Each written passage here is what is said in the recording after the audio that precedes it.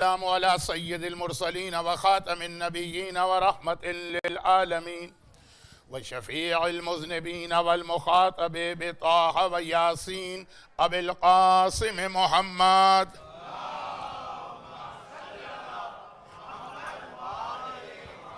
وآله الطيبين الطاهرين المعصومين المظلومين المنتجبين الميامين الذين أذهب الله عنهم الرجس وطهرهم تطهيرا.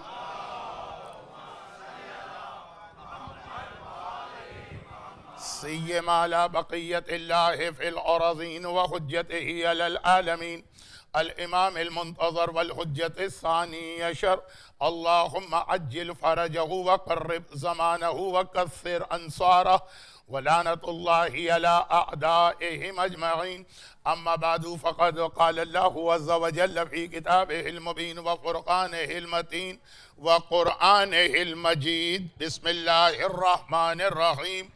مرج البحرين يلتقيان بينهما برزخ لا يبغيان فبأي آلاء ربكما تكذبان يخرج منهم اللؤلؤ والمرجان. وقال سبحانه وتعالى: ادعوني استجب لكم. يا كاشف الكرب عن وجه الحسين اكشف كربي بحق أخيك الحسين. صلوات.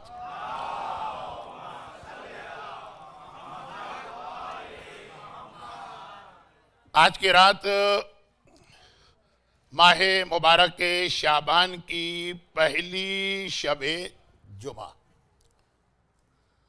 ہمارے یہاں ہندوستان اور پاکستان میں پہلی شب جمعہ کو نوچندی کہا جاتا ہے. اگرچہ روایات کے اعتبار سے صرف ماہ رجب کی نوچندی کی ایک خصوصی اہمیت آئی ہے، لیلۃ الرغائب.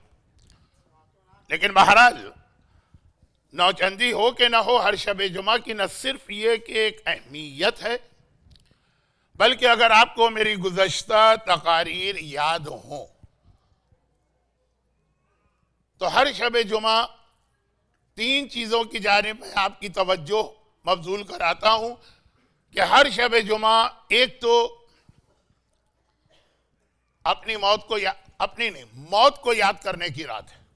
ہر شب جمعہ، چنانچہ ایام عزا کے پہلے عشرے میں بھی ایک شب جمعہ تو آتی ہی آتی ہے، کبھی دو شب جمعہ بھی آ جاتی ہیں. اس میں بھی بہت مختصر صحیح، اشارتاً صحیح، لیکن موت کا تذکرہ کیا جاتا ہے. موت کو یاد کرنا. میں نے ابھی ایک جملہ کہنے کے بعد اس کو بدل دیا تھا. میں نے کہا تھا اپنی موت نہیں، خالی اپنی نہیں، موت اپنی بھی اور جو آپ کے مرحومین دنیا سے گزر گئے. اور آج کی رات آپ یاد کرتے ہیں نماز مغفرت والدین کے علاوہ بھی سورہ یاسین، الحمد، فاتحہ، موت. دوسرا، ہر شب جمعہ کو زمانے کے امام کو خاص طور پہ یاد کرنا، کیونکہ غیبت کے پردے ہٹا کر جب وہ امام آئے گا تو وہ ایک شب جمعہ ہی ہوگی جو غیبت کی آخری رات ہوگی، اور اس کے بعد پھر ظہور ہو جائے گا. چنانچہ میں شب جمعہ کی مجالس میں اکثر اس جانب بھی اشارہ کرتا ہوں. اور تیسری سب سے اہم بات کہ آج کی رات شب جمعہ دعا کی رات ہے، دعا کی قبولیت کی رات ہے، خاص دعائیں مانگنے کی رات ہے. اچھا، ابھی ایک جملہ میں نے کہا کہ تین میں سب سے اہم دعا، اس لیے کہ ظہور امام کے لیے بھی ہمیں دعائیں کرنا. تو دعا کا موضوع ایسا کہ ظہور امام کو بھی وہ اپنے اندر لے لیتا، اور جب تک کہ ظہور نہیں ہو جاتا تو امام زمانہ کی سلامتی کی بھی دعا کرنا. اللہم کل ولیک الحجت ابن الحسن صلواتک علیہ وعلی آبائہ فی ہذہ الساعہ وفی کل ساعہ ولیا وحافظا وقائدا وناصرا ودلیلا وعینا. خاص ہر شب جمعہ کی دعا. تو دعا باقی جو دو چیزیں آج رات کی ہیں اس کو اپنے اندر لے لیتی کہ دعا ہی وہ چیز ہے جو ظہور امام کے حوالے سے ہماری آدھی ذمہ داری بنتی ہے. آدھی. ابھی اس جملے کی وضاحت کر کے آج کی رات کی جو جشن کی کیفیت اور پہلا موضوع تھا موت. تو موت بھی وہ چیز ہے کہ جس میں دعا کی اہمیت بہت زیادہ ہے. وہاں بھی موت کے حوالے سے جو ہماری ذمہ داری اس میں بھی آدھی دعا. بھائی ہر شب جمعہ خاص طور پر دعائے عدیلہ پڑھا کرو, اور آخری زمانہ ہے تو زیادہ پڑھا کرو. دعائے عدیلہ کسے کہتے ہیں؟ کہ ایسا نہ ہو کہ موت کے وقت شیطان تمہارے ایمان کو تم سے چھین کے لے جائے. کیونکہ سینکڑوں صاحبان ایمان ساری زندگی مومن رہ کر آخری لمحے میں ایمان چھوڑ دیتے ہیں. اور امام زمانہ کا بھی تعلق ہے کہ امام کے آنے کے بعد بہت سارے مومنین جو زندگی بھر امام کو یاد کر رہے تھے, امام کے آنے کے بعد امام کو بھول جائیں گے, بلکہ مخالف ہو جائیں گے. تو دعائے عدیلہ یعنی ابھی ایک دعا میں نے جو بتائی بہت مشہور ہے, ہمارے بچے کو یاد ہے. تو غالباً کوئی ایگزام وغیرہ ہے یا انگلش اردو بھاشا کا مسئلہ ہے کہ بچے تو آتے نہیں ہیں اس مجلس. جن مجلسوں میں بچے آتے ہیں اللہم کن لولیک میں شروع کرتا, وہ سارے بچے بآواز بلند دہراتے اپنے زمانے کے امام کی سلامتی. اسی طرح سے اپنے ایمان کی سلامتی کی دعا بھی ہر شب جمعہ خاص طور پہ کرنا. لمبی چوڑی دعا پڑھنے کا وقت نہیں ہے. یا مقلب القلوب ثبت قلبی علی دینک, اتنی مختصر صحیح.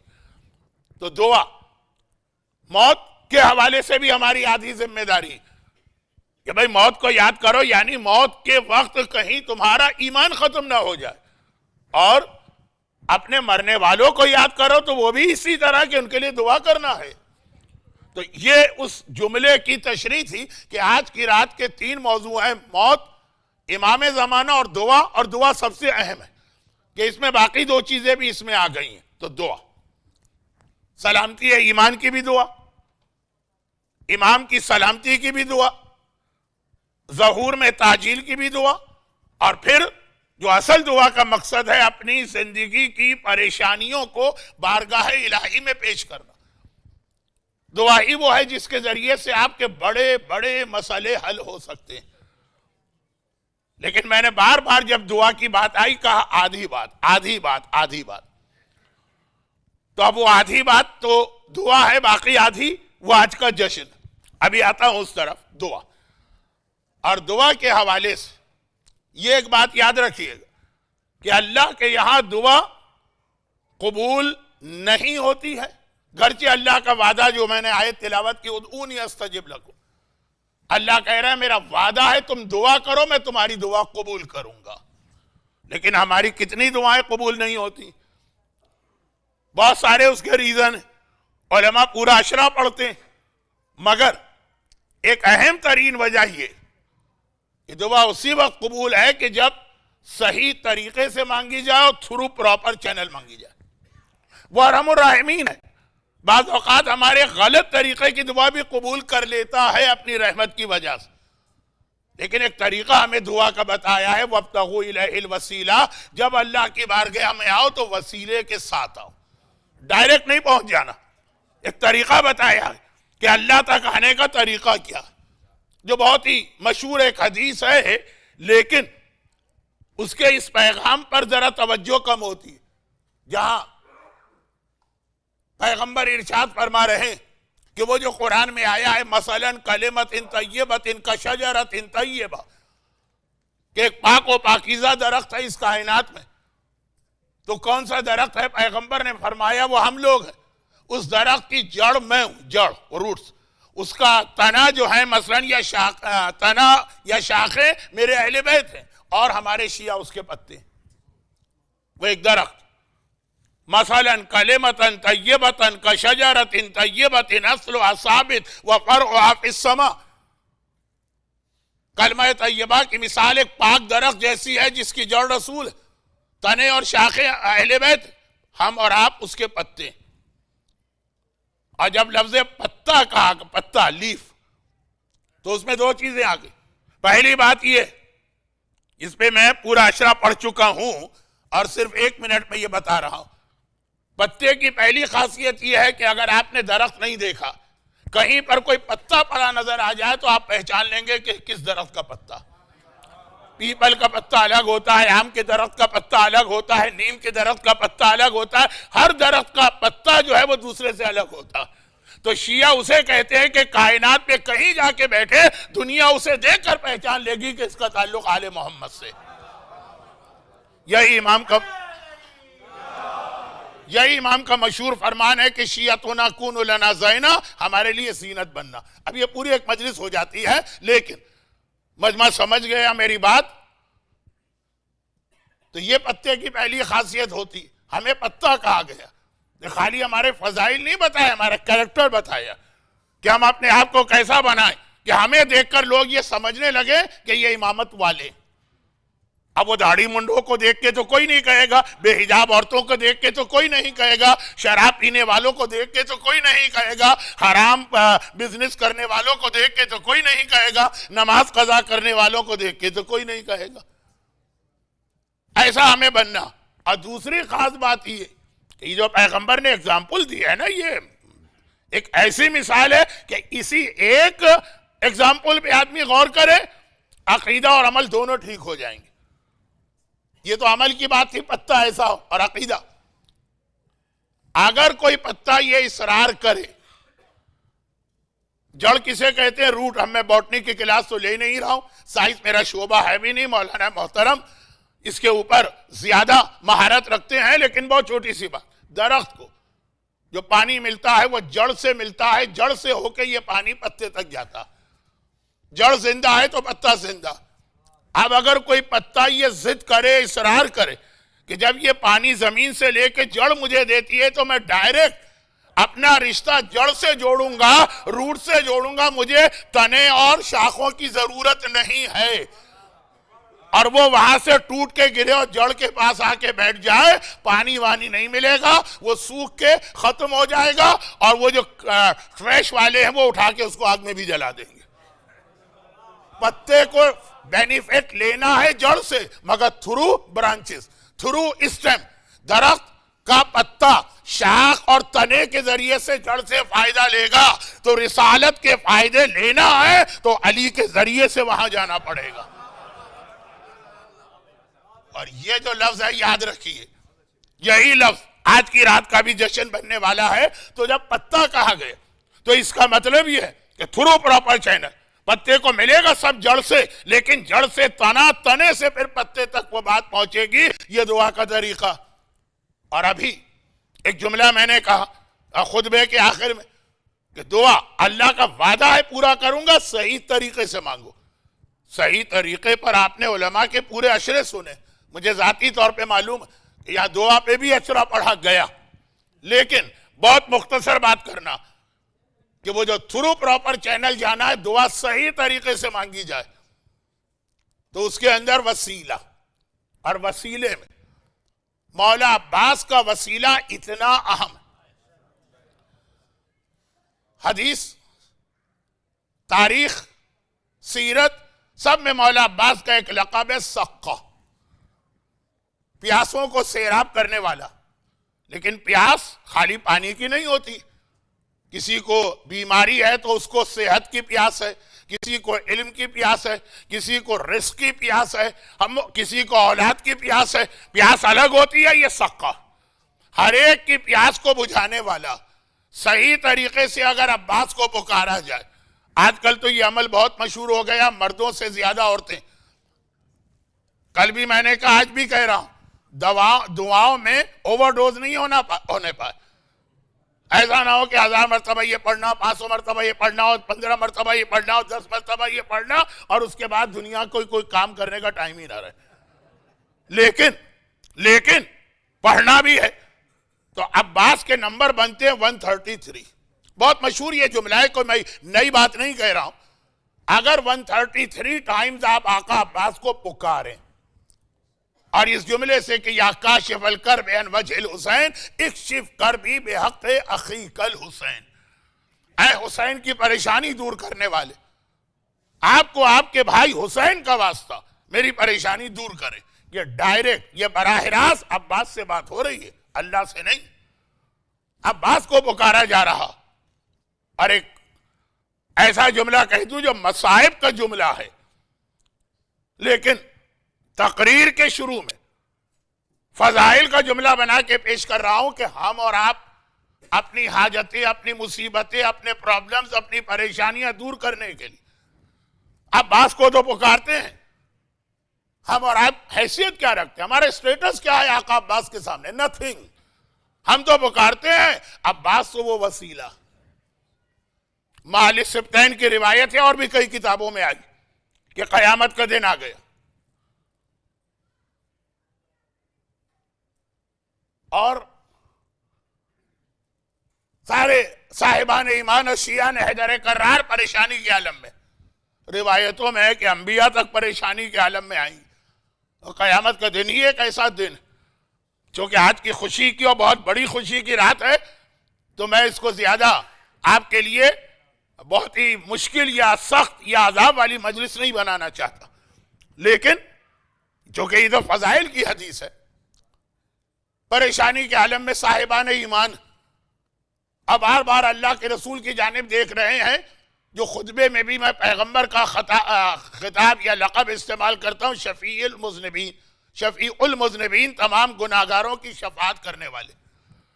تو آپ پیغمبر کی جانب دیکھ رہے ہیں، یا رسول اللہ آپ ہی ہماری بخشش کروائیے، آپ کی امت گناہگار صحیح لیکن ہے تو آپ کی. تو ایک مرتبہ روایت کے جملے ہیں، پیغمبر مولا کو بلائیں گے، یہ قیامت کی بات ہو رہی اور کہیں گے کہ ابو الحسن، یہ نہیں کہیں گے تم ان کی بخشش کراؤ، کہیں گے کہ ابو الحسن جاؤ میری بیٹی فاطمہ کے پاس اور جا کے پوچھو کہ آج قیامت کے دن امت کی بخشش کے لیے وہ کیا سامان لے کے آئیں. مال سبتین کی وہ روایت جو آپ مصائب میں سنتے ہیں، آخر مصائب میں مولا شہزادی فاطمہ کے پاس پہنچے اور پیغمبر کا یعنی باپ کا پیغام بیٹی کو دیا. شہزادی کونین سے مولا فرماتے بنت رسول، آپ کے بابا نے یہ پوچھا. شہزادی کا ایک جملہ، کفانا، کہا مجھے کوئی ضرورت ہی نہیں ہے شفاعت کا کوئی اور سامان لانے کی. کفانا کا لفظ ہے، کفانا، یہ ہمارے لیے کافی ہے. لِأَجْلِ ہی شفاعت کی خاطر الیدان المقطوعتان من ابن عباس، میرے بیٹے عباس کے 2 کٹے ہوئے ہاتھ. میدان قیامت میں شہزادی یہ کہہ رہی ہے کفانا، اب اس کے بعد ضرورت ہی نہیں ہے کسی اور چیز کی. That's all. اگر یہ لفظ نہ ہوتا کفانا کا اور کہا کہ سامان شفاعت میں یہ ہے تو اور چیزیں بھی ہو سکتی. کہا نہیں، جب عباس الیدان المقطوعتان من ابن عباس، میرے بیٹے عباس کے 2 کٹے ہوئے ہاتھ میرے پاس ہے، بس یہ کافی ہے ساری امت کی بخشش کے لیے. تو ہم اور آپ تو آقا عباس کو وسیلہ بنا کے اپنی پریشانیاں، اپنی مصیبتیں، اپنے پرابلم سالو کراتے ہیں. کائنات کی افضل ترین ہستی فاطمہ کہہ رہی ہے کہ میرے پاس بھی، میرے دامن میں بھی، میری جھولی میں بھی عباس کے کٹے ہوئے بازو ہیں، اس کو لے کے آئی ہوں. یعنی فاطمہ توہین نہ ہونے پائی شہزادی کی، فاطمہ بھی عباس کو ایک سہارا، ایک وسیلہ، ایک ذریعہ بنا کے بارگاہ الہی میں جا رہی ہیں. تو ہم اور آپ تو ہیں کیا؟ کوئی بھی نہیں، کوئی حیثیت نہیں. فاطمہ تک کو عباس کا سہارا میدان قیامت میں چاہیے تھا. اور اس میں ایک لفظ اور بھی کہا جس سے پھر میں مرج البحرین کی آیت سے ذرا ربط ملاؤں گا، لیکن پہلے یہ بات پوری ہو جائے. عباس کا ایک بہت ہی اہم اور بھی لقب ہے، اور اس کے اب پتہ نہیں آپ لوگوں کو علم العادات یا نمبرولوجی سے کوئی انٹرسٹ ہے کہ نہیں ہے. وہ دعا 133 ٹائمز، کیونکہ عباس عین با با الف سین نمبر جمع کرے 133 ہوتے ہیں. لیکن عباس کا ایک اور لقب بھی، اور اس کے نمبر بھی جمع کرے تو 133 ہوتے ہیں. عباس کا لقب ہے باب الحسین، حسین تک جانے کا راستہ، دروازہ. علی کا لقب کیا ہے؟ باب مدینۃ العلم، پیغمبر ہے علم کا شہر، علی ہے اس کا دروازہ. رسول تک جانا ہے علی کے تھرو جانا ہوگا. حسین کون ہے؟ کائنات کے شفاعت کرانے والے. عباس کون ہے؟ باب الحسین، حسین تک جانا ہے تو عباس کے ذریعے جانا ہوگا.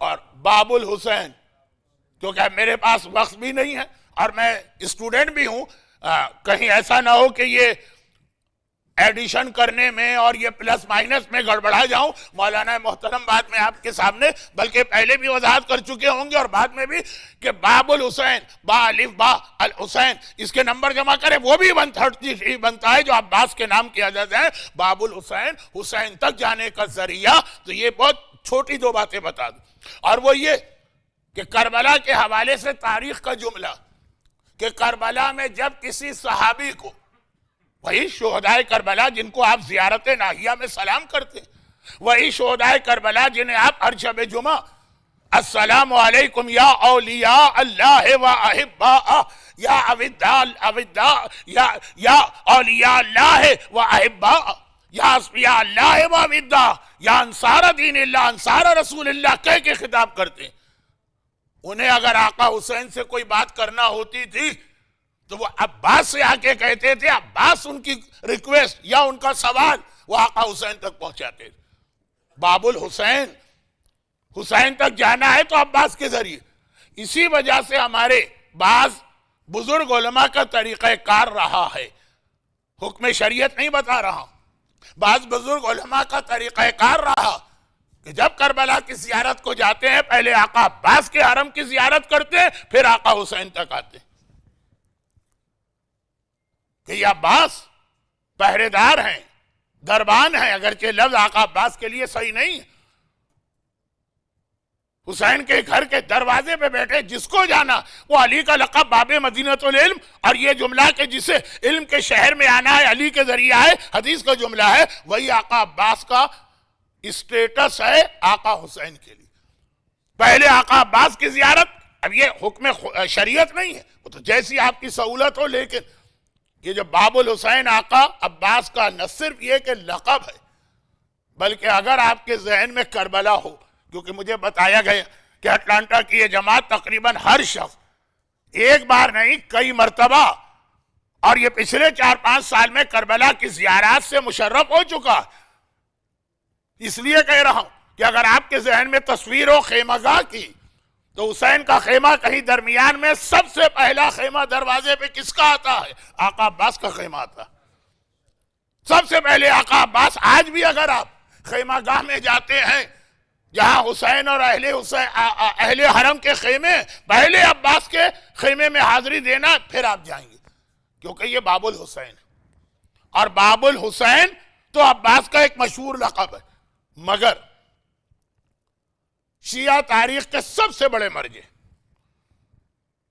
گرچہ اس جملے کی تھوڑی سی وضاحت کی ضرورت ہوتی ہے لیکن چونکہ میں اس سے پہلے اس جعفری سینٹر میں کئی بار بلکہ جہاں تک مجھے یاد ہے کہ کوئی بھی حوالے سے میں مجلس پڑھنے آؤں ولادت کا موقع ہو کہ اب محرم کا عشرہ ہو ان کا نام آ جاتا ہے شیخ مرتضی انصاری المرجع الکبیر. اب یہ لقب شیخ جعفر کاشف الغطاء کو مل گیا اس لیے اتنا استعمال نہیں ہوتا لیکن المرجع الکبیر خاتم المجتہدین. پیغمبر کا لقب ہے خاتم الانبیاء ان کا لقب ہے خاتم المجتہدین. گویا اجتہاد کا خاتمہ ہو گیا یا خاتم انگوٹھی جو بھی. عظیم ترین مراجع میں سے ایک مولا کا حرم.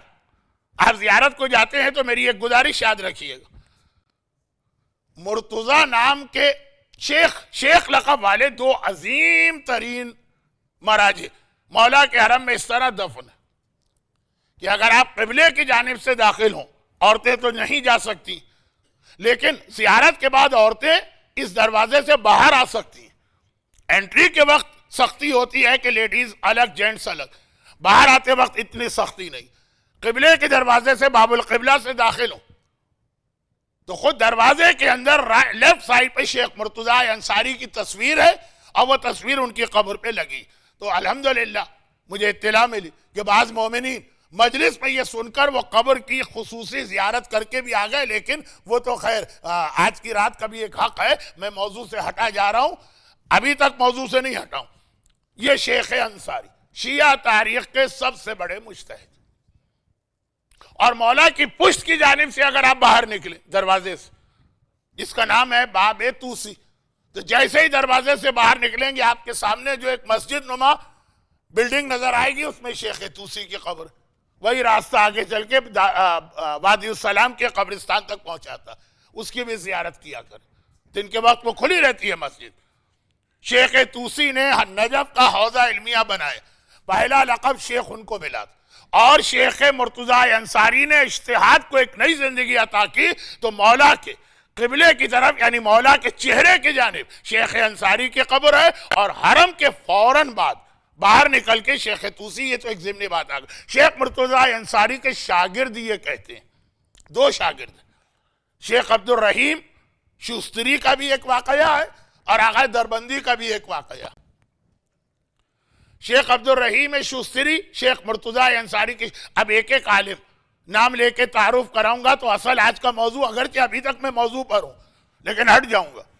وہ فرماتے ہیں کہ آقا عباس حاجتیں پوری ہوتی، باب المراد ہیں، باب الحوائج ہیں، تو میں بھی، میرے دو بڑے مسئلے تھے، ایک دنیاوی ایک روحانی۔ بڑی تمنا تھی مجھے حج کی، لیکن استطاعت نہیں تھی، اور ایسی حیثیت بھی نہیں تھی کہ بغیر استطاعت کے صحیح لیکن میں کسی طرح پہنچ جاؤں حج پر۔ اب تڑپ رہے تھے حج کے لیے۔ مرحوم آیت اللہ مرشی کے وصیت نامے میں لکھا کہ میں حج نہیں کر سکا، گزارش ہے اگر کوئی مومن میری جانب سے حج کروا دے۔ اب اس جملے کی اور تشریح کر سکتا ہوں، وقت نہیں۔ تو ایک تمنا، یہ ایک روحانی چیز حج، جہاں یقینی طور پر مردوں کے عورتیں زمانے کے امام سے ملاقات ہوتی ہے، حج کی تمنا۔ اور ایک یہ کہ مکان نہیں تھا میرے پاس، بڑی زحمت ہو رہی تھی۔ تو ایک بار جب میں زیارت کے لیے گیا، رہتے نجف میں ہے کیونکہ حوضہ نجف میں ہے، مگر حاجت ہے اور شب جمعہ ویسے ہی کربلا لوگ جاتے ہیں، تو میں کربلا گیا، آقا عباس کے حرم میں بیٹھا تھا، اور آقا عباس کے حرم میں جو واقعہ بہت پیش آتا، یعنی آنکھوں کے سامنے معجزے ہوتے ہیں، ہر دفعہ آپ کو کوئی نہ کوئی ایسا واقعہ سننے کو مل جائے گا۔ یہ بیمار ٹھیک ہو گیا، اس کی پریشانی دور ہو گئی، ہوتے رہتے معجزے۔ میں بھی اپنی حاجتیں لے کے پہنچا۔ ایک عرب اپنے نابینا بیٹے کو لے کے آیا تھا، واقعہ بہت لمبا ہے، گرچہ وہ آقا عباس کا معجزہ ہے، لیکن جو بات میں آج کہنا چاہ رہا ہوں وہ رہ جائے گی، اس لیے میں اس کو بہت مختصر کرتا ہوں۔ خلاصہ ہی، شکل سے، صورت سے، انداز سے لگ رہا تھا کہ بالکل عام سا جاہل قسم کا دیہات میں رہنے والا ایک عرب ہے۔ کل جو عربی بتاتے بتاتے میں رک گئے، اس ٹائپ کا بچے کو لے کے آیا، باب الحوائج کے روضے میں 5 منٹ رکا ہوگا، آیا، دعا مانگی، بچے کو اسی وقت بینائی مل گئی، آنکھوں کی روشنی، خوشی سے وہ ایک مرتبہ اچھلتا ہوا روضے سے باہر چلا گیا۔ میرے دل میں خیال آیا کہ واقع عباس، میں عالم، یہ تو مجتہد تھے، لیکن بہرحال میں اتنا بڑا عالم، ایسا مثلا عبادت گزار، اتنی شب جمعہ آپ کے ہاں آ رہا ہوں، آج بھی میں مثلا 4 گھنٹے سے بیٹھا ہوں، اور 2 میری حاجتیں ہیں، آپ میری حاجت تو پوری نہیں کی آپ نے۔ اور وہ ایک عام سا عرب انداز سے، طریقے سے لگ رہا کہ نہ کوئی بہت عبادت کرنے والا ہے، نہ کوئی بہت بڑا متقی ہے، عالم تو خیر ہے ہی نہیں۔ اب 5 منٹ میں اس کا اتنا بڑا مسئلہ حل کر دیا کہ نابینا بیٹا آنکھوں کی بینائی لے کے گیا۔ تو آقا عباس، یہ ایک طرح سے دل میں خیال آیا کہ یہ میرے ساتھ ذرا ناانصافی، شکوہ کیا ہے، کمپلین۔ فوراً ہی، عالم ہے نا، فوراً اپنی غلطی کا احساس ہو گیا، مولا کی مصلحت مولا جانتے ہیں، وہیں پہ توبہ کی، ذری کو بوسہ دیا، باہر آ گئے۔ میں نے کہا نا یہ نجف میں رہتے ہیں، تو اب یہ آئے تھے شب جمعہ عبادت کے لیے، شب جمعہ ختم ہو رہی ہے، باہر آ گئے، نجف پہنچے۔ فجر کے فوراً بعد اپنے استاد کے پاس گئے، جو دنیا کے اب تک کے سب سے بڑے مجتہد۔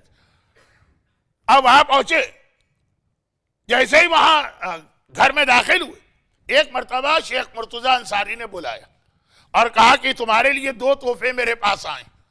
ایک تھیلی دے دی اور کہا یہ رقم ہے، تمہارے پاس مکان نہیں ہے نا، یہ مکان کے لیے رقم آئی۔ دوسری تھیلی دے دی، درہم و دینار سے بھری ہوئی، تم نے اب تک حج نہیں کیا، اور کوئی بھی مومن و حج کے لیے تڑپتا ہے، یہ رقم تمہارے حج کے لیے۔ اب کہہ رہے کہ میں تھیلیاں لے کے باہر آئے، لیکن میں نے سوچا ایک طرف تو یہ کہ آقا عباس نے بھجوائی، استاد سے پوچھنے کی ہمت تو نہیں ہوئی کہاں سے آئی، اور بار بار کہہ رہے تمہارے لیے یہ 2 تھیلیاں آئی۔ اور وہی دو میرے مسئلے بتائے جو میرے اور اللہ کے علاوہ کسی کو نہیں پتے. یہ آقا عباس کو معلوم. میرے استاد محترم نے کس طرح سے میرے وہ دو مسئلے حل کیے جو ابھی میں کمپلین کر کے آ رہا ہوں. اب یہ ان کا ایک واقعہ سنی کہ آقا عباس اور شیخ مرتضیٰ انصاری کا کنیکشن. اصل میں تو اگلا جملہ مجھے کہنا تھا. آغا دربندی صاحب اسرار الشہادہ کتاب بہت مشہور, وہ بھی شیخ مرتضیٰ کے شاگرد, فرماتے ہیں کہ میں نے خود اتنے بڑے مرجع کو اس حالت میں دیکھا کہ جب وہ آقا عباس کے حرم میں جاتے ہیں تو پہلے چوکھٹ کو بوسہ دیتے.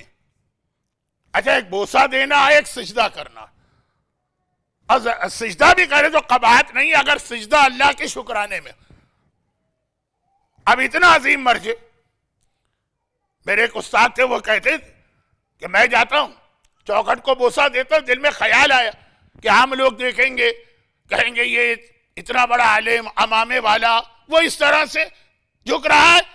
میں نے سوچا, وہ کہتے ہیں استاد کہ میرے دل میں خیال آیا تف ہے ایسے امامے پر جو آقا عباس کی چوکھٹ کو بوسہ دینے سے روک دے, پھینک دو وہ امامہ.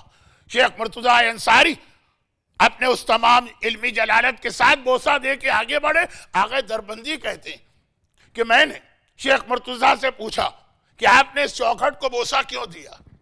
کہا کہ سنو, دنیا آقا عباس کے چوکھٹ کو بوسہ دیتی ہے یہ خیال کر کے کہ باب الحسین ان کو خوش کرو تو حسین خوش, مگر میں ان کو باب الحسین نہیں سمجھتا ہوں, میں انہیں باب ائمہ سمجھتا ہوں کہ پورے 14 معصومین تک اگر جانا ہے تو عباس کے ذریعے جانا پڑے گا, خالی حسین نہیں, پورے 14 معصومین. چنانچہ یہاں پہ شہزادی کونین کا جملہ تو آپ نے سن لیا, اور آقا حسین کے حوالے سے وہ بھی بہت جلدی واقعہ پڑھ دوں جو 2 سال پہلے جب میں نے اس منبر سے پہلا اشرا پڑھا تھا تو اس مجلس میں جو آقا عباس کے لیے تھی آج محرم کی, یہ واقعہ مصائب میں پڑھا تھا اور میں پڑھتا رہتا ہوں.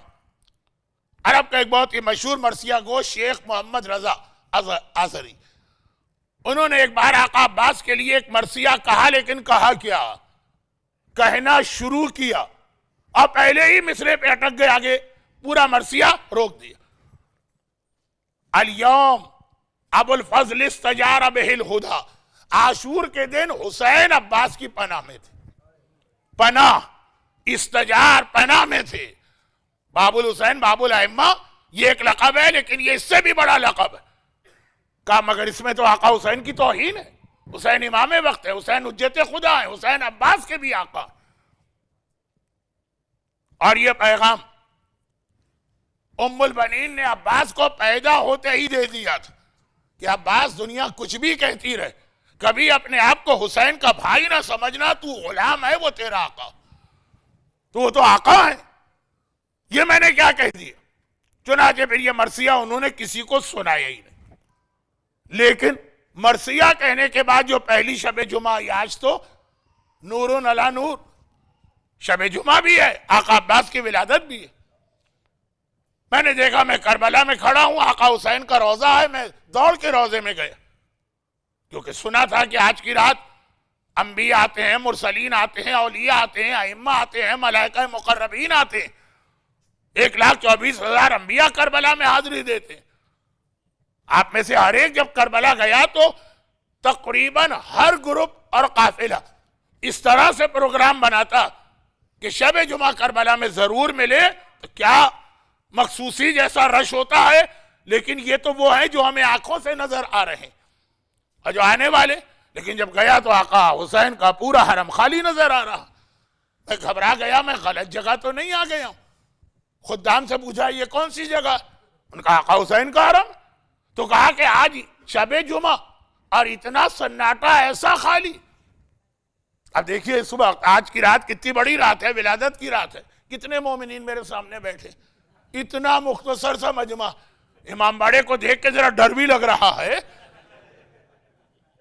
لیکن یہ پھر بھی سمجھ میں آ رہا کہ بقول کسی کے جب آپ ایسی مجلس پڑھیں گے تو مجمع بھی اتنا ہی آئے گا. اتنا بھی جو آ گیا تو ان کا شکریہ ادا کریں, اتنی مجلس, ایسی مجلس سننے کون آتا. لیکن وہ آقا حسین کا حرم، انبیاء مرسلین، تو اسی خدام سے پوچھا کہ یہ خالی کیوں ہے؟ کہا تھوڑی دیر کے لیے خالی۔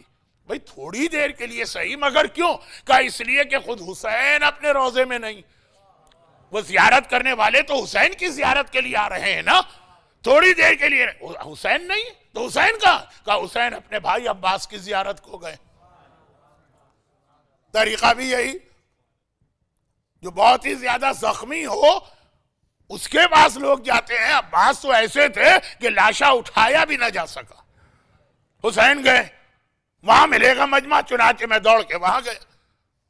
اچھا اب آج کل تو ان لوگوں کی سمجھ میں نہیں آئے گا جو 75 کے بعد زیارت شروع کی ہے، جو 75 سے پہلے بھی زیارت کیے ہوئے ان کی سمجھ میں آ جائے گا کہ پہلے دونوں حرم کے بیچ میں کربلا کی پرانی آبادی تھی اور کتنا کنجسٹڈ وہ علاقہ تھا۔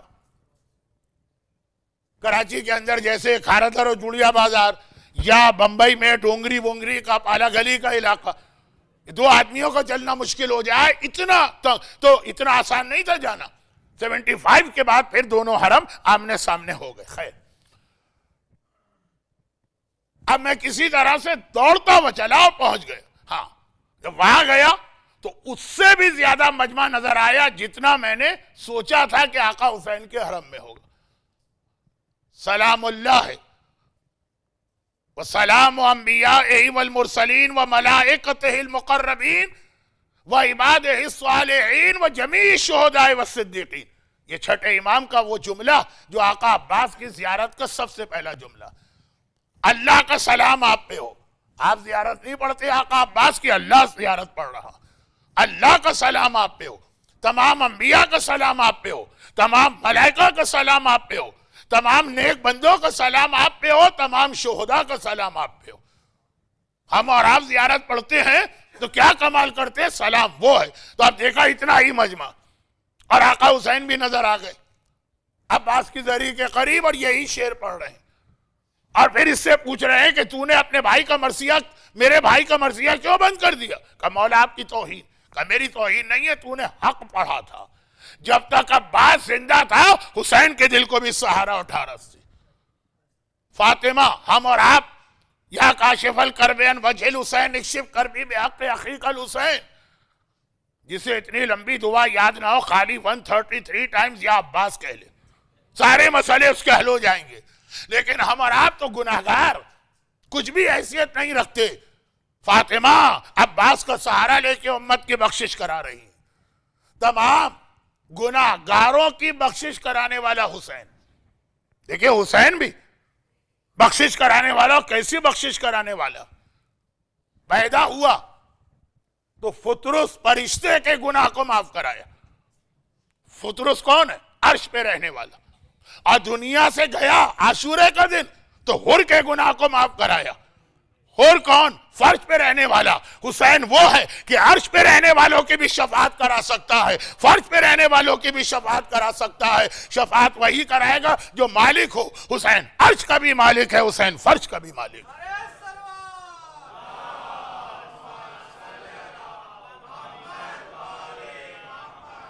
تو اللہ تو ہے، اللہ کی طرف سے حسین کو یہ اختیار ملا۔ وہ حسین جو فرش سے لے کے عرش تک، ولادت کے دن فطرت سے لے کے شہادت کے دن حر تک کے گناہ کو معاف کرانے والا، وہ کہہ رہا ہے کہ عباس، جب تک عباس زندہ ہے مجھے ایک ڈھارس ہے، عباس میرا ایک سہارا۔ باب الائمہ، تمام ائمہ طاہرین، عباس ذریعہ ہے وہاں تک جانے کا۔ لیکن عباس کی سب سے بڑی خصوصیت، سب سے بڑی، میں نے کہا یہ نہیں کہا اونلی، بہت، عباس کے تو اتنے شرف ہیں، اور سب سے بڑی فضیلت، وہاں بھی نہیں کہا کہ اونلی ون فضیلت، بہت ساری، ان میں سب سے بڑی دو باتیں، اور آج کی محفل اختتام کو پہنچے گی۔ سب سے بڑی خصوصیت عباس کی وہ جو ہمارے نوجوانوں کا ایک سوال ہوتا، ہمارے بعض بزرگوں کا بھی ایک سوال ہوتا، خیر عورتوں نے تو آج تک مجھ سے یہ سوال نہیں کیا، اور شاید ایک وجہ یہ بھی ہو کہ میں بہرحال بہت زیادہ گریز کرتا ہوں نامحرم عورتوں سے بات کرنے پہ، سوائے اس کے کہ کوئی کوسچن آنسر سیشن یہاں پہ ہو جائے اور وہاں بھی مائک رکھا ہو تو الگ بات، لیکن سوال کرتے ہیں. اچھا سوال کیا کرتے ہیں؟ مولانا آپ نے کہا داڑھی، اچھا ہم داڑھی رکھیں گے تو ہمیں ملے گا کیا؟ فائدہ کیا ہے اس کا؟ حجاب، اچھا اس کا فائدہ کیا؟ حجاب تو دل کا ہوتا ہے، یہ سر پہ اسکارف اور یہ سب فائدہ کیا؟ اور یہ زیادہ سوال بڑھ جاتے ہیں جب شادیاں اور برتھ ڈے پارٹیاں ہوتی، وہاں بے حجابی اور مکس گیدرنگ. کیک کے بغیر برتھ ڈے ہو سکتی ہے، مکس گیدرنگ کے بغیر برتھ ڈے نہیں ہو سکتی. تو اب نماز پڑھ لیں گے، اللہ کو کیا ملے گا؟ اب فائدہ کیا؟ ہم کیوں پڑھیں نماز؟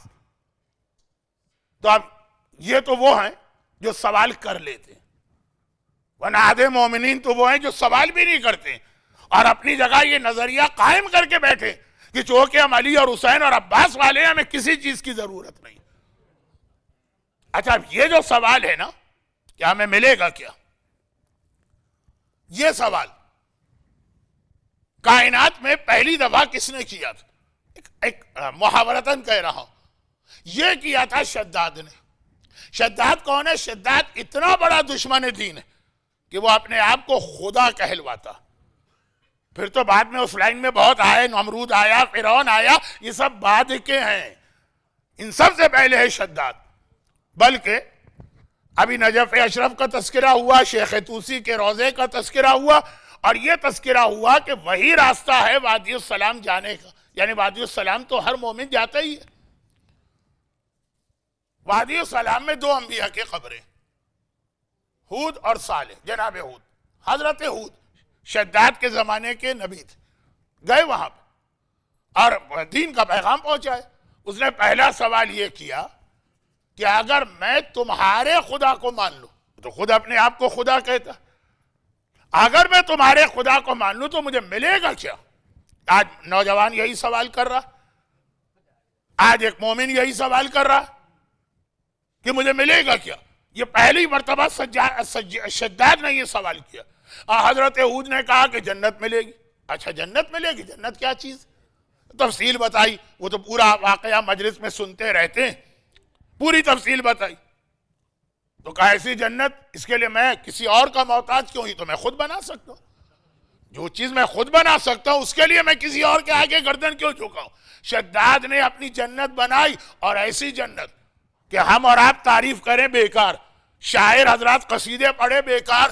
اللہ نے قرآن میں تعریف کی، رمضات لماد التی لم یخلق مثلھا فی البلاد.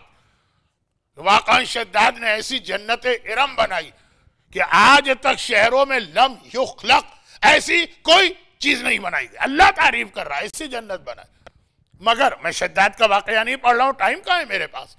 لیکن جو سوال شداد نے کیا وہ سوال آج ایک مومن اہل بیت کرتا. داڑھی کا فائدہ کیا، اور حجاب کا فائدہ کیا، اور میوزک چھوڑنے کا فائدہ کیا، اور شراب نہ پیے اور حرام نہ کھائیں اور حرام نہ بیچیں اور نمازیں پڑھیں اور خمس دیں.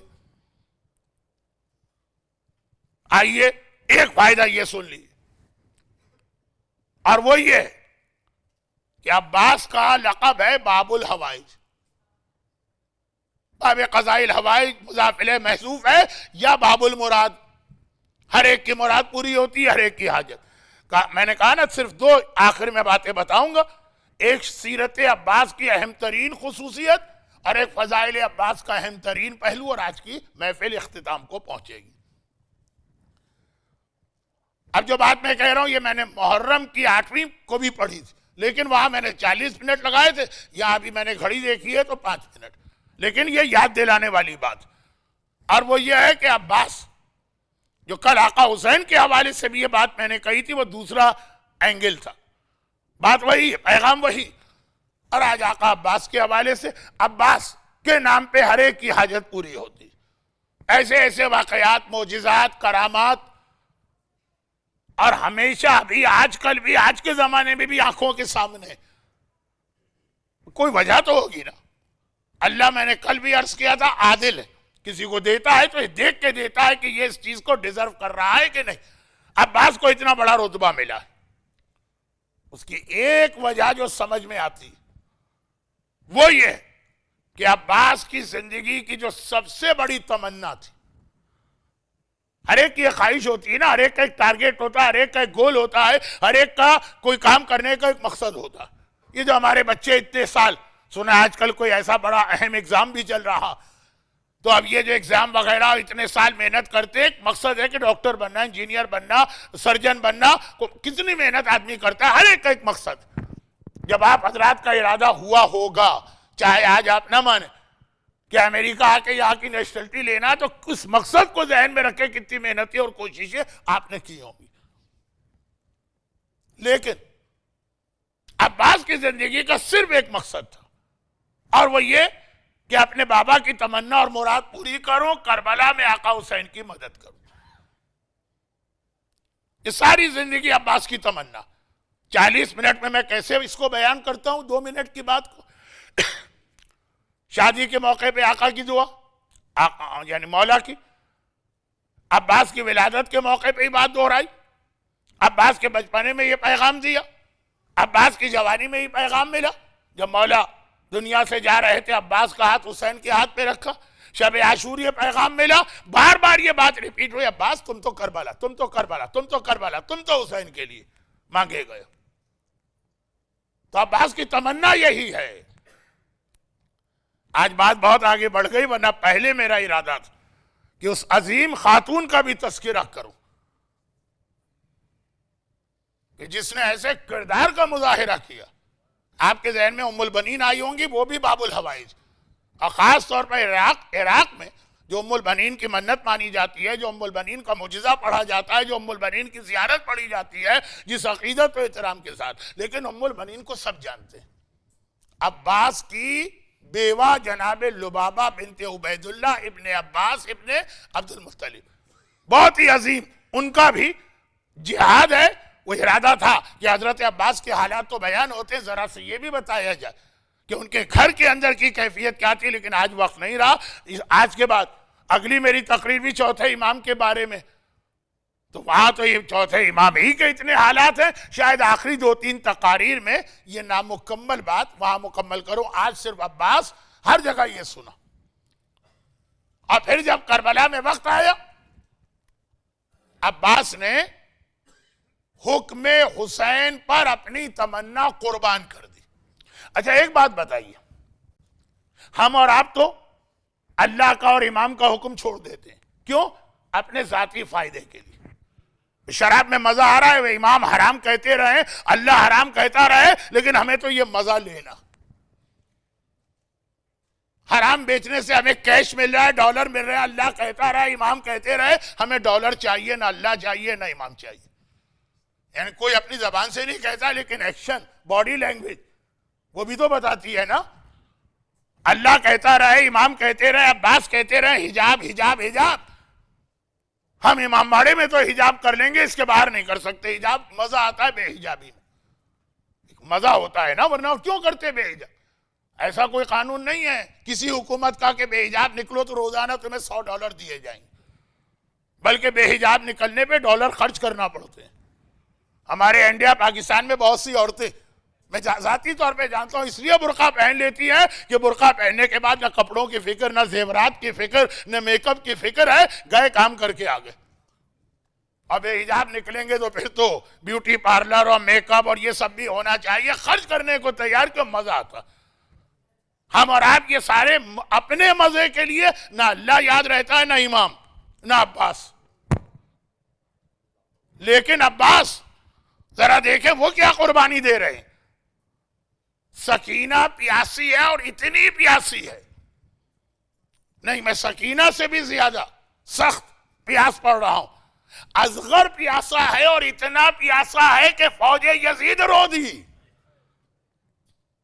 اتنے ظالم، اتنے سنگدل، اتنے پتھر دل یزیدی رو دی۔ کیا عباس نہیں دیکھ رہے تھے یہ منظر؟ اصغر کی شہادت اور عباس کی شہادت میں فاصلہ ہی کتنا۔ عباس دیکھ رہے ہیں اور طاقت رکھتے ہیں کہ تلوار چلا کے پانی لے کے آ جائیں۔ جب آقا نے پانی کے لیے بھیجا تھا تو تلوار رکھوا لی تھی، خالی نیزہ دے کے بھیجا تھا۔ اگر عباس کے ہاتھ میں تلوار ہوتی تو ہرملہ کی بھی مجال نہیں تھی کہ تیر چلاتا۔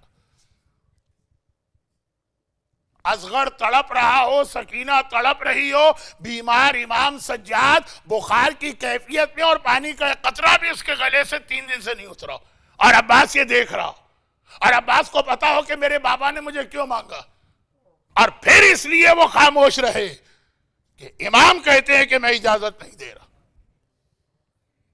ہمیں اور آپ کو بھی اجازتیں نہیں ہیں، لیکن ہم امام کی کسی اجازت کی نعوذ باللہ پرواہ کرتے ہیں؟ اپنے معاملات میں نہیں کرتے، وہاں تو اصغر کی بات ہے۔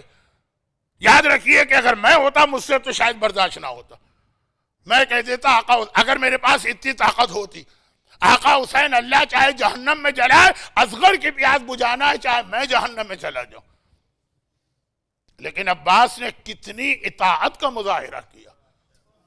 سیرت عباس کا یہ پہلو یاد رکھیے، اصغر و سکینہ کی پیاس کو برداشت کر کے بھی طاقت رکھ کے صبر کرنا، کیونکہ امام منع کر رہے ہیں، امام کے حکم کی ایسی پیروی کرو تو عباس بنتے ہو۔ ہم اور آپ کتنی چھوٹی چھوٹی باتوں میں اللہ، رسول، امام سب کو بھول جاتے ہیں۔ مگر میں نے کہا نا، یہ 40 منٹ کی بات ہو سکتی ہے، اس میں سارے واجبات و حرام آ سکتے ہیں، وقت نہیں۔ 5 منٹ میں کہنا تھا، 7 منٹ میں نے لے لی۔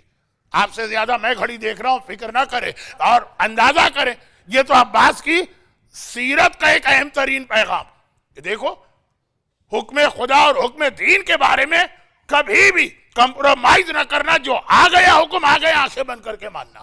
باقی باتیں انشاءاللہ آخری 2 تقاریر میں ہوں گی، کیونکہ وہ کوئی جشن والی تقریر نہیں ہوگی۔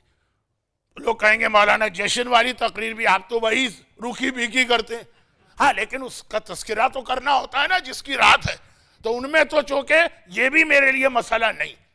کل سیکوینس الٹا ہو گیا تھا، 7 شعبان جناب قاسم کی ولادت کہی جاتی ہے، 11 حضرت علی اکبر کی۔ تو خیر، یہ تو عباس کی سیرت کا بہت اہم پیغام، اور عباس کے فضائل میں یہ بہت اہم چیز جو ابھی شہزادی کا ایک جملہ میں نے عرض کیا، روز قیامت یہ کہہ سکتی تھی الیدان المقطوعتان من عباس، میں عباس کے کٹے بازو لا رہی ہوں۔ تاریخ میں نے دیکھا مقتل میں یہ جملہ نہیں، لفظ ہے ابنی عباس، اپنے بیٹے عباس کے بازو لا رہی ہوں۔ یہ کتنی بڑی فضیلت ہے کہ فاطمہ کے شکم سے نہیں ہے، اور فاطمہ کہہ رہی ہے یہ میرا بیٹا۔ یہ واقعہ تو آپ نے کئی بار سنا ہوگا۔ کربلا معلیٰ میں کوئی زیارت کے لیے گیا، وہ پرانے زمانے کی زیارت، جہاں اتنا فاصلہ ہوتا تھا دونوں حرم میں، چھوٹے آقا اور بڑے آقا میں، کہ بہت سے لوگ وہ ڈسٹنس کی وجہ سے آقا عباس کے حرم میں اتنا ریگولر نہیں جاتے۔ یہ مومن آقا حسین کے حرم میں 3 مرتبہ جاتا ہے، فجر، ظہرین، مغربین۔ آقا عباس کے حرم میں 2 دن میں ایک بار، 3 دن میں ایک بار۔ عورت کا واقعہ ہے، عورت کا۔ خواب میں اس نے دیکھا کہ میں شہزادی کونین کی بارگاہ میں پہنچ گئی، اور کوثر کا پانی لایا گیا، شہزادی کے حکم سے ان کی کنیز ہر ایک کو وہ پانی پلا رہی ہے۔ جب اس تک پہنچی، شہزادی نے روک دیا، کہا اسے پانی نہ پلانا، یہ اس پانی کی حقدار نہیں۔ یہ اٹلانٹا کا پانی پی سکتی ہے، یا احمد آباد کا پانی پی سکتی ہے، کوثر کا پانی اس کو نہیں دینا۔ گھبرا کے کہا شہزادی سب کو مل رہا ہے پانی، مجھے کیوں نہیں مل رہا؟ کہا اس لیے کہ تو میرے بیٹے کی زیارت کو نہیں جاتی۔ تڑپ کے کہا شہزادی میں دن میں 3 بار جاتی ہوں زیارت کو، فجر بھی وہیں، ظہرین بھی وہیں، مغربین بھی وہیں۔ کہا میں اپنے بیٹے حسین کی بات نہیں کر رہی، میں اپنے بیٹے عباس کی بات کر رہی ہوں۔ عباس میرا بیٹا، تو اندازہ کریں اس کی فضیلت کا۔ حسین تو فاطمہ کے بطن میں آئے اور فاطمہ کے ذریعے سے دنیا میں آئے، وہ فاطمہ کے بیٹے کہلائے۔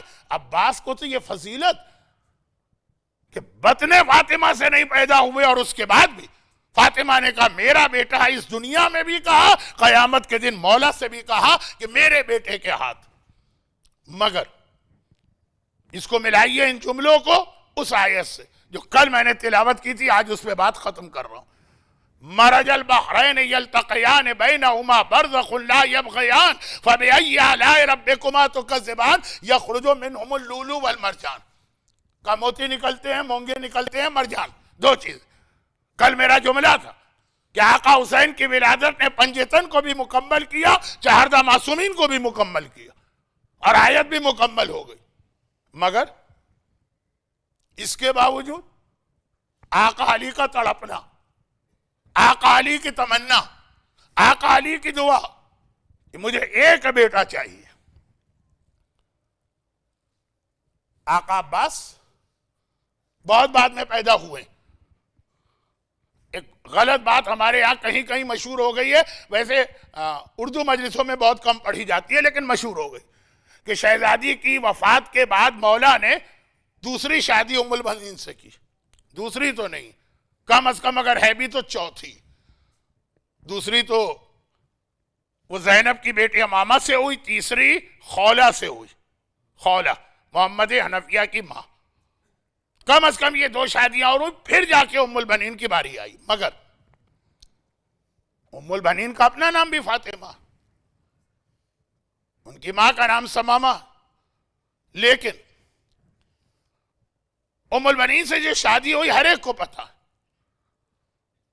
کہ وہ اس لیے ہوئی کہ علی تڑپ تڑپ کے اللہ سے یہ دعا کرتے ہیں کہ اے خدا مجھے ایک بیٹا چاہیے، اور شادی کے موقع پر بھی اپنے بڑے بھائی عقیل سے یہی کہا۔ کچھ شادیاں ہو چکی ہیں نا، کہا کہ اب ایک ایسی شادی میں چاہتا ہوں جس سے میرا وہ بیٹا پیدا ہو جو کربلا میں میرے حسین کے کام آئے، خاص کربلا کے لیے۔ قرآن نے کہا کہ تمہیں حسن و حسین مل گئے، یخرج منہما اللؤلؤ والمرجان، مل گئے، آیت مکمل، پنجتن مکمل، 14 معصومین مکمل۔ کب آدمی کہتا ہے کہ مجھے بیٹا چاہیے؟ نمبر ایک، اس کی کوئی اولاد نہ ہو تو تڑپ تڑپ کے اولاد کی دعا کرتا، علی کی اولاد تو ہے۔ نمبر دو، اولاد ہو مگر بیٹیاں ہوں۔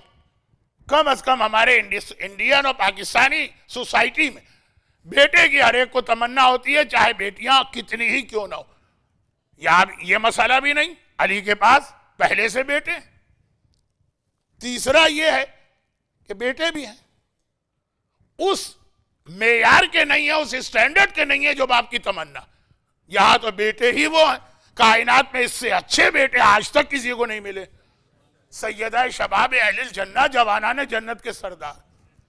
اور ان میں خاصیت یہ ہے کہ دنیا کی کوئی بھی قیمتی چیز اگر ہے، یونیک ملتی ہی نہیں ہے دنیا میں، بہت اس کی قیمت ہوگی، لیکن اگر اس کا پیئر کسی کے پاس آ جائے تو قیمت ڈبل نہیں ہوتی ہے، 10 ٹائمز ہو جاتی ہے۔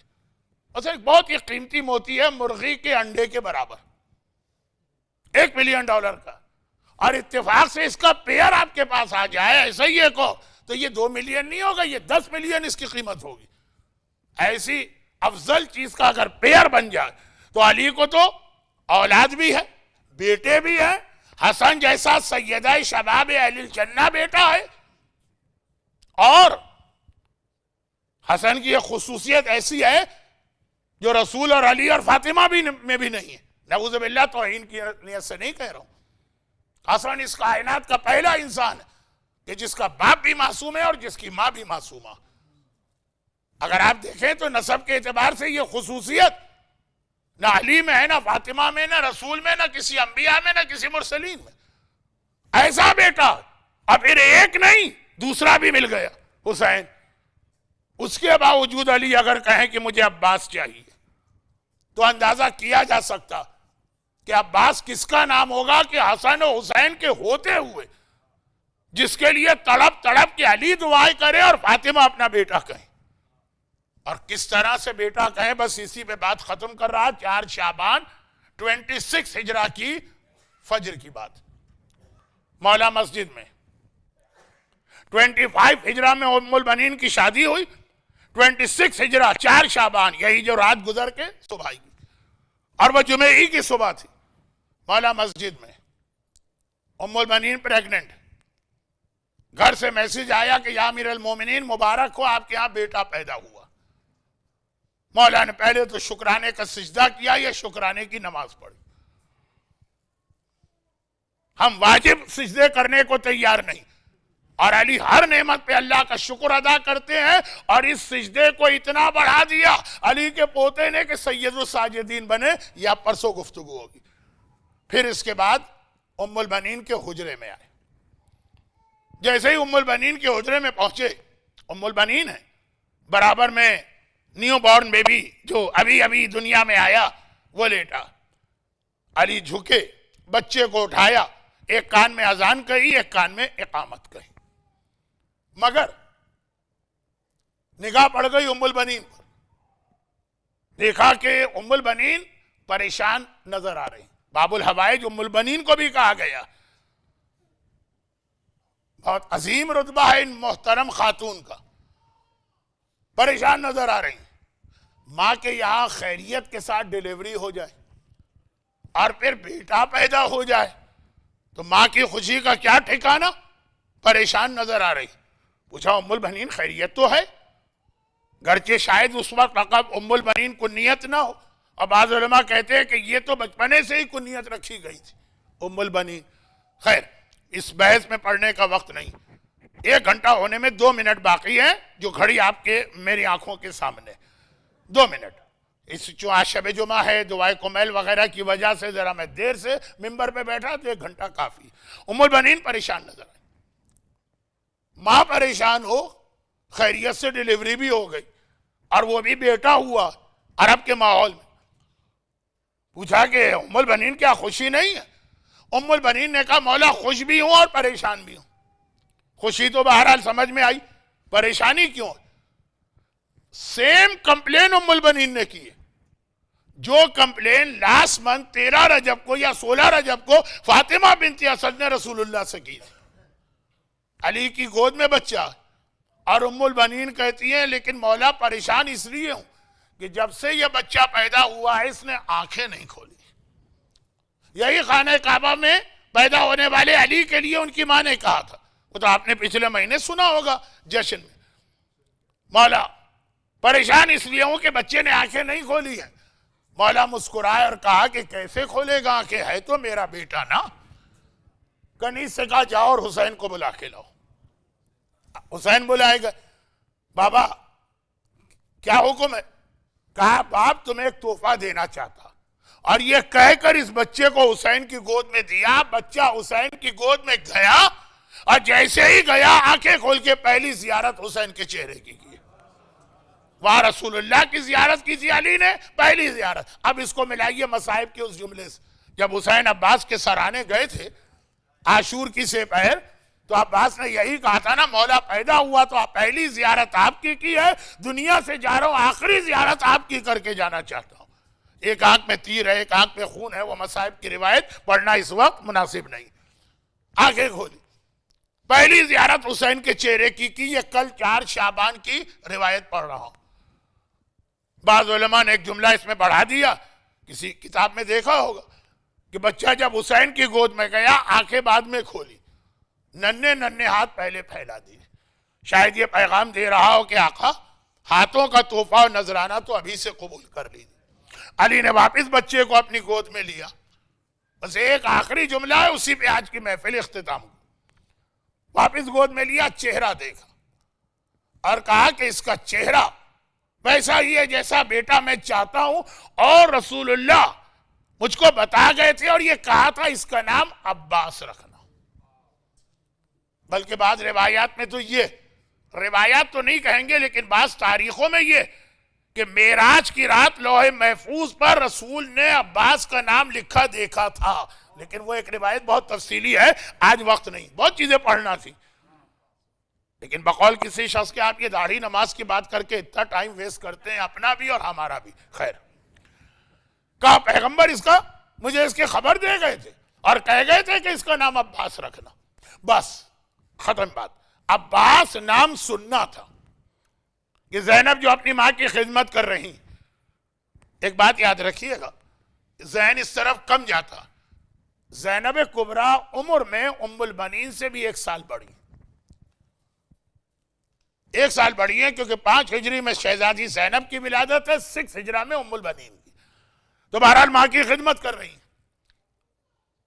اور جیسے یہ سنا کہ یہ عباس اس کا نام ہے، بابا کے قریب آئی، ایک مرتبہ ری کنفرم کرایا، بابا میرے اسی بھائی کا نام عباس ہے، کیونکہ علی کے ہاں اور بھی بیٹے پیدا ہو چکے ہیں، محمد حنفیہ تو بہت ہی مشہور نام ہے، تو زینب کہ اور بھائی ہیں حسن حسین کے علاوہ؟ تو اب کنفرم کرا رہی ہے بابا میرے اسی بھائی کا نام عباس ہے. کہا زینب بیٹی تیرے اسی بھائی کا نام عباس. کہا بابا تو اب عباس کو ایک لمحے میری گود میں بھی دے دیجیے. حسین کی گود میں تو جا چکا ہے عباس, میری گود میں بھی دے دیجیے. علی نے کہا لے زینب کی گود میں, اس 4 شعبان کل صبح کی روایت, زینب کی گود میں دیا. زینب نے عباس کا چہرہ دیکھا, پیشانی کا بوسہ لیا, کانوں پہ منہ رکھ کے کچھ کہنے لگی. مولا مسکرائے اور کہا زینب بیٹی بھائی سے ابھی سے باتیں شروع کر دی. ارے یہ تیرے ہی پاس رہے گا, تو ہی سے پالے گی. بہت وقت ہے باتیں کرنے کا, ابھی تو دنیا میں آیا ہے, ابھی سے باتیں شروع کر دی. زینب نے تڑپ کے ایک جملہ کہا بابا میں اپنے بھائی سے کوئی بات نہیں کر رہی, ابھی بھائی بہن کی بات نہیں ہو رہی ہے, 15 سال پرانی ایک امانت کو ادا کر رہی. شہزادی زینب کون سی امانت؟ جب اماں فاطمہ دنیا سے جا رہی تھی مجھ سے کہہ کر گئی تھی زینب تیرا ایک بھائی عباس پیدا ہوگا, جب عباس پیدا ہو تو عباس سے کہنا عباس فاطمہ زہرا تمہیں سلام کہتی.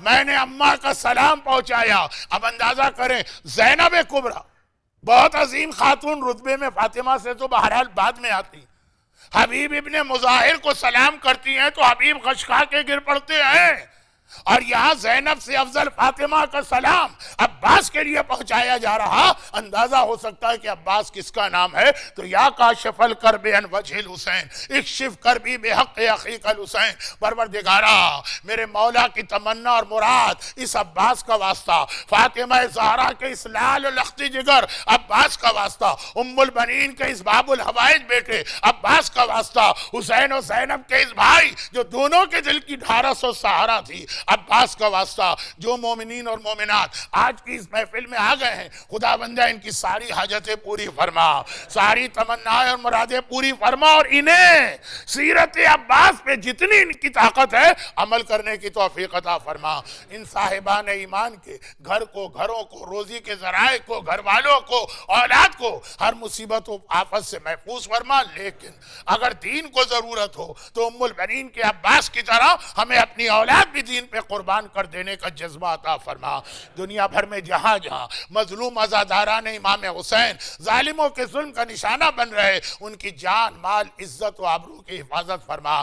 آج کی شب جمعہ کا واسطہ ہمارے تمام مرحومین کی مغفرت فرما, بیماروں کو شفاء کاملہ عطا فرما, پریشان حال لوگوں کی پریشانیوں کو دور فرما, اور پروردگارا ان تمام پریشانیوں کو ہمیشہ ہمیشہ ختم کرنے اور اہل بیت پہ ڈھائے جانے والے مظالم کے انتقام کے لیے وارث معصومین فرزند زہرا امام زمانہ کے ظہور میں تعجیل فرما, اور غیبت امام میں ہمیں اپنی ذمہ داری ادا کر کے بعد ظہور امام کی فوج کا سپاہی بننے کی توفیق عطا فرما. ربنا تقبل منا انکا انت السمیع العلیم. یہ جشن, یہ ولادت, یہ خوشی اہل بیت کے ساتھ میں آپ سب کو مبارکباد دیتا ہوں. بآواز بلند درود بھیج دیں محمد والے.